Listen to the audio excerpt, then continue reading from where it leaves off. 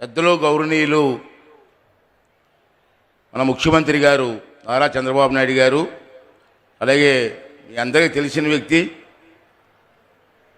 మన గోవా గవర్నర్గా ఉన్నటువంటి పోస్పాటి అశోక్ గజపతిరాజు గారు, విజయనగరం జిల్లా. అదేవిధంగా ఇప్పుడే గజల్ శ్రీనివాస్ వారికి, తర్వాత మన న్యాయమూర్తి గారు ఇక్కడికి వచ్చినటువంటి శివశంకరరావు గారికి అందరికీ నమస్కారం అండి. ముఖ్యంగా నిన్న మొన్న కూడా చాలా విషయాలు మాట్లాడుకున్నాం.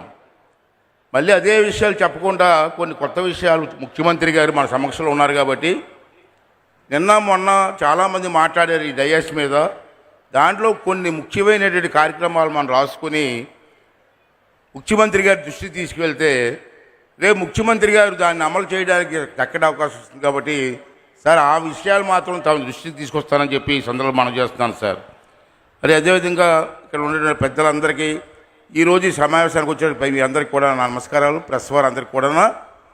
మరి ముఖ్యంగా నేను మాట్లాడేది ఏంటంటే, ముందుగా నందమూరి తారక రామారావు గారు, ఈ వేదిక పేరు సార్ నందమూరి తారక రామారావు గారి వేదిక అని చెప్పి మన పెద్దలందరూ కూడా నామకరణం చేయడం జరిగింది సార్. ఈ వేదిక పైన ఎందుకు పెట్టవలసి వచ్చిందంటే, పెద్దలతో నిర్ణయం, రామారావు గారు తెలుగు భాషకు చేసినటువంటి కృషి మరువలేనిది.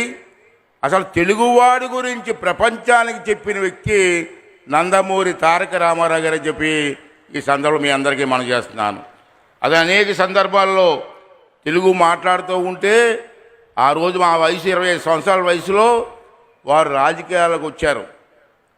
నాకు అప్పుడు 25 సంవత్సరాలు 24 సంవత్సరాలు. నాకు వారు మీటింగ్కి వెళ్తూ ఉంటే, అది అనర్గంగా తెలుగు మాట్లాడుతూ ఉంటే అందరూ కూడా ఆశ్చర్యపోయి చూసి ఆనందించిన సందర్భాలు మాకు తెలుసు.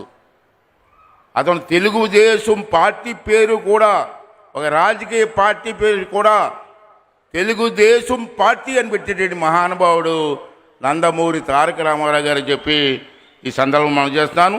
వారు అనేకమైన విషయాల్లో తెలుగు కోసం పోరాడినటువంటి వ్యక్తి, తెలుగు రాష్ట్రం కోసం పోరాడిన వ్యక్తి సార్. ఒకసారి మళ్ళీ పాత విషయం గుర్తు చేస్తున్నాను మీకు. పివి నరసింహరావు గారికి ప్రధానమంత్రిగా ఇచ్చే అవకాశం వచ్చింది ఒక సందర్భంలో. అప్పుడు నేను కూడా ఎమ్మెల్యేగా ఉన్నా. పెద్దలు కేంద్ర ప్రభుత్వం పివి నరసింహరావు గారిని ప్రధానమంత్రిగా చెయ్యాలని చెప్పి పార్లమెంట్ మెంబర్గా ఆంధ్ర రాష్ట్రంలో పోటీ చేయమన్నారు. అప్పుడు రామారావు గారు ఏమన్నారో తెలుసా? మన పార్టీ వాళ్ళందరూ వచ్చి పోటీ చేస్తామా వద్దని డిస్కషన్లో ఉన్నప్పుడు రామారావు గారు అన్న మాట ఏంటి తెలుసా? మనం పోటీ పెట్టొద్దు. ఆ రోజు చంద్రబాబు ఎన్టీ రామారావు గారు పోటీ పెడితే మనం గెలుస్తాం. పోటీ పెట్టొద్దు. కారణం ఏంటంటే, మన తెలుగు బిడ్డ పివి నరసింహారావు ప్రధానమంత్రి అయ్యే అవకాశం వచ్చింది, మన పోటీ పెట్టొద్దని చెప్పి ఒక రాజకీయ నాయకుడు అన్నారంటే అతని మనస్తత్వం ఏంటో, తెలుగు వాళ్ళ మీద ఉన్న ప్రేమ ఏంటో ఒకసారి గుర్తు చేస్తానని చెప్పి ఈ సందర్భంలో మనం చేస్తున్నాను సార్. ఈవేళ ముఖ్యంగా చెప్పాల్సింది సార్, గజల్ శ్రీనివాసరావు గారు వాళ్ళ టీము, నేను 2 రోజుల నుంచి ఇక్కడే చూస్తున్నాను. కొన్ని వందల మంది రాత్రి పౌరులు కష్టపడి ఈ ప్రాంగణాన్ని ముస్తాబు చేయడమే కాకుండా సుమారు 35-40 దేశాల నుంచి ప్రతినిధులు వచ్చేసారు ఈ సభకి. వాళ్ళందరికీ కావాల్సిన ఏర్పాట్లు, సభ ఏర్పాట్లు, పెద్దల పేరున రోజు పూజలు, ఒక పక్క సాంస్కృతిక కార్యక్రమాలు అన్నీ పెట్టి ఈ సభను బ్రహ్మాండంగా నడిపించినటువంటి గజల్ శ్రీనివాసరావు గారికి కానివ్వండి, వాళ్ళ బృందానికి కూడా నా నమస్కారాలు తెలియజేస్తున్నాను సార్. సార్ లాస్ట్లీ ఇక్కడ నేను అబ్జర్వ్ చేసింది ఏంటంటే, పెద్దలు మాట్లాడినప్పుడు నేను కూర్చొని రాసుకుంటూ ఉన్నాను. నేను అబ్జర్వ్ చేసింది ఏంటంటే, ప్రజలకు కూడా చెప్తున్నానండి, ఇందాక మన ఎంపీ గారు బ్రహ్మాండంగా మాట్లాడారండి. ఫస్ట్ టైం విన్నాను స్పీచ్. బ్రహ్మాండంగా మాట్లాడారు ఎంపీ గారు. నిజంగా ఆర్టిఫిల్ చెప్తున్నాను నేను, చాలా బాగా మాట్లాడారు. అమెరికాలో ఉండి కూడా తెలుగు మీద అంత అభిమానంతో మాట్లాడారంటే నిజంగా మీ అందరికీ కూడా ధన్యవాదాలు చెప్పాల్సిన అవసరం ఉంది సార్. ముఖ్యంగా సార్, మన పిల్లలు తెలుగు కాకుండా వేరే భాషలో మాట్లాడే అవకాశం ఏంటి సార్? దీంట్లో తప్పేవారు సార్? తల్లిదండ్రులు కూడా బాధ్యత తీసుకోవాలండి. మీరు ఏమనుకుంటారంటే మమ్మీ డాడీ అంటే అబ్బా మా అబ్బాయి ఇంగ్లీష్లో మాట్లాడుతున్నారు అనుకుంటున్నారు మీరు. మమ్మీ డాడీ ఏంటి? అమ్మ నాన్న, ఆ పదంలో ఎంత మాధుర్యం ఉందండి, ఎంత ప్రేమ ఉందండి. బయట మాట్లాడమనండి, ఇంట్లో కూడా మమ్మీ డాడీ లేటండి. తల్లిదండ్రులు కూడా మనం చేస్తున్నాను. నాకు ఒక మనవడు ఉన్నాడు, నాకు ఆడికి 4 సంవత్సరాలు మొన్న వచ్చాయి. 4 సంవత్సరాలు హైదరాబాద్ ఉంటాడు. ఒకసారి వెళ్తే గ్రాండ్ ఫాదర్ కూడా కాదు, గ్రాండ్ ఫా అంటున్నాడు ఆడు. నేను అన్నాను పిలిచి, నీతో మాట్లాడను అంటే ఏమన్నాడు, నువ్వు తాతయ్య అని పిలిస్తే మాట్లాడని చెప్పాను. అక్కడి నుంచి తాతయ్య గారు బాగున్నారా అంటున్నాడు. అంటే మీరు ఆ పరిస్థితిలో ఇది చెప్పలేకపోతున్నారు. చాలామంది సంతోషిస్తున్నారండి, సంతోషిస్తున్నారు. గ్రాండ్ ఫా అంటాడు ఎంత కుర్రోడు. ఇందాక మాట్లాడారు మన ఎంపీ గారు. చిన్నప్పుడు మా పెద్దవాళ్ళు, మా చిన్నప్పుడు చూసేవాడిని నేను, చందమామ రావే జాబిల్లి రావా అని చెప్పి భోజనం పెట్టేవారు, తినిపించారు పిల్లలకి. ఇవాళ సెల్ ఫోన్లు ఇచ్చేస్తున్నారు సార్, సెల్ ఫోన్లు చూసి భోజనం పెడుతున్నారండి. ఇక ప్రేమ ఏముంటుందండి? ఎత్తుకొని నడుము మీద కూర్చోబెట్టుకొని అలా తిరుగుతూ చందమామ రావని భోజనం పెడితే ఆ పిల్లవాడు ఎంత ఆనందిస్తాడండి. ఎలా అండి? సెల్ ఫోన్ ఇస్తారా సార్? ఇంకో విషయం చెప్తాను సార్, ఏమనుకోడు సార్. మరి నాకు కూడా పరిస్థితి ఉంది అనుకుంటున్నాను నేను. భోజనం వండమంటే సెల్ ఫోన్ చూసి భోజనం వండుతున్నారు సార్. పూర్వం మా పెద్దలు కారం ఎంత వేయాలో, నూనె ఎంత వేయాలో, ఉప్పు ఎంత వేయాలో చూడకుండా వేసేవారు. ఇవాళ సెల్ ఫోన్లు పెట్టుకొని కారం ఎంత వేయాలో, నూనె ఎంత వేయాలో, ఉప్పు ఎంత వేయాలని చెప్పి భోజనాలు వంటే పరిస్థితి వచ్చింది సార్. తెలిసిపోతుంది ఒక వంట, మా అమ్మ వంట ఈ వంటకు తేడా తెలుస్తుంది, కానీ మాట్లాడలేకపోతున్నాం సార్ ఇంట్లో. మా పరిస్థితి ఎలాగ ఉంది. మీరు ఆడవాళ్ళకి ఫుల్ పవర్ ఇచ్చారు, మరి మేము మాట్లాడలేకపోతున్నాం. అది పరిస్థితి మాకు ఉంది సార్. మరి ఈవేళ దేంట్లో ముఖ్యమైన విషయాలు సార్ నేను గమనించినవి సార్, మన రాష్ట్రంలో ప్రాచీన కళలు ఉన్నాయి సార్. మన రాష్ట్రంలో చాలా గ్రామాల్లో సంక్రాంతి కానీ, శ్రీరామనవమి కానీ, ఉగాది కానీ చేయడం లేదు, మానేశారు సార్. నేను అబ్జర్వ్ చేస్తున్నాను సార్. మనకు సుమారు 14,000 పంచాయతీలు ఉంటే మొన్న శ్రీరామనవమికి నేను ఎంక్వైరీ చేస్తే 60% గ్రామాల్లో మాత్రమే శ్రీరామనవమి చేశారు. మన పండగ మనం చేసుకోవండి, ఉగాది కూడా చేసుకోవండి. ఉగాది మన సంవత్సరాదండి, తెలుగువాడి సంవత్సరాదండి.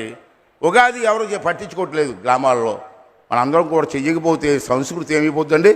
మనం 31st నైట్కి తెల్లవారులు పండగ చేసుకున్నారు మనం, కానీ సంక్రాంతికి మాత్రం ఏం పట్టించుకోవట్లేదు. దయించి మీ అందరినీ కోరుకున్నాను సార్, మన ప్రభుత్వం కూడా ఒక డైరెక్షన్ ఇచ్చి మన పండగలు కాపాడమని చెప్తాను సార్. రెండోది సార్, మన రాష్ట్రంలో చిన్నప్పటి నుంచి మాకు చదువుకున్న చూస్తున్నాను, నాటకాలు, పద్య నాటకాలు ఉన్నాయి సార్. దాంట్లో రామాంజనేయ యుద్ధం, సత్యహరిశ్చంద్ర నాటకం, శ్రీకృష్ణ రాయబారం. అప్పుడు పద్యాలు పాడుతూ ఉంటే స్టేజ్ మీద జనం ఆహా ఓహో అనేవారు.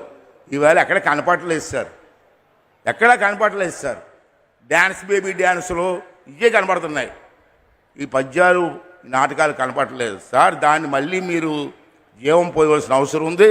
మనకు తెలుసు ఈ కన్నీటి కూడా నాటకాలు కూడా కనుమరుగవుతున్నాయి. కాబట్టి కళాకారుల్లో మీకు తెలుసు, ఎన్టీ రామారావు గారి దగ్గర చూస్తున్నాం సార్. కళాకారులు ప్రజలను చైతన్యవంతం చేసే కెపాసిటీ ఉన్నటువంటి వ్యక్తులు. అటువంటి కళను మనం పోషించాలి. ప్రభుత్వం ద్వారా ఒక నిర్ణయం తీసుకోవాల్సిన అవసరం ఉందని చెప్పి ఈ సందర్భంలో మనం చేస్తున్నాం సార్. అలాగే ప్రతి స్కూల్లో, ప్రభుత్వ స్కూలే కాదు, ప్రైవేట్ స్కూల్లో, కాన్వెంట్లో కూడా కంపల్సరిగా తెలుగు ఉండి తీరాలని చెప్పి ప్రభుత్వం ఒక నిర్ణయం ఆలోచించి తీసుకోవాల్సిన అవసరం ఉందని చెప్పి ఈ సందర్భంలో జరుగుతున్నారు. రెండోది మూడోది ఏంటంటే, ప్రతి స్కూల్లో కూడా క్రీడలు, పూర్వం హై స్కూల్లో పెద్ద గ్రౌండ్లు ఉన్నాయి సార్, ఇప్పటికీ గ్రౌండ్లు ఉన్నాయి.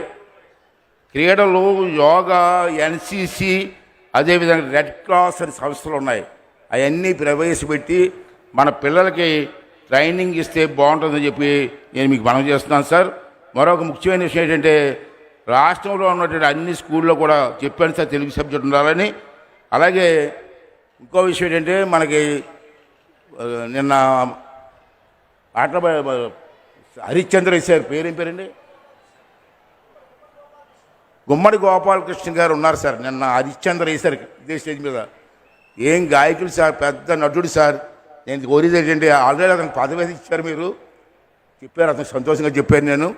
అతని ఆధ్వర్యంలో అన్ని జిల్లాల్లో కూడా మన పిల్లలు పాడే పిల్లలు చాలామంది ఉన్నారు. ఈనాడు టీవీలో చూస్తున్నాం.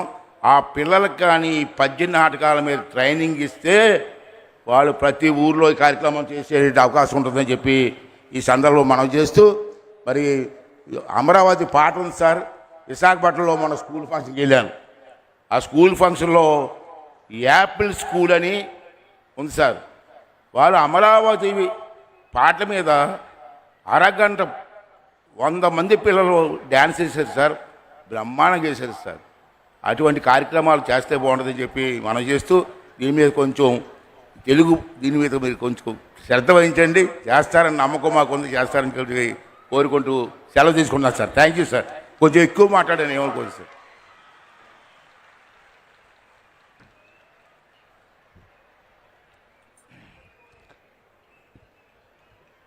అయ్యన్న పాత్రుడు గారు చాలా విషయాలు గుర్తు చేశారు. ఈ ప్రాంగణంలో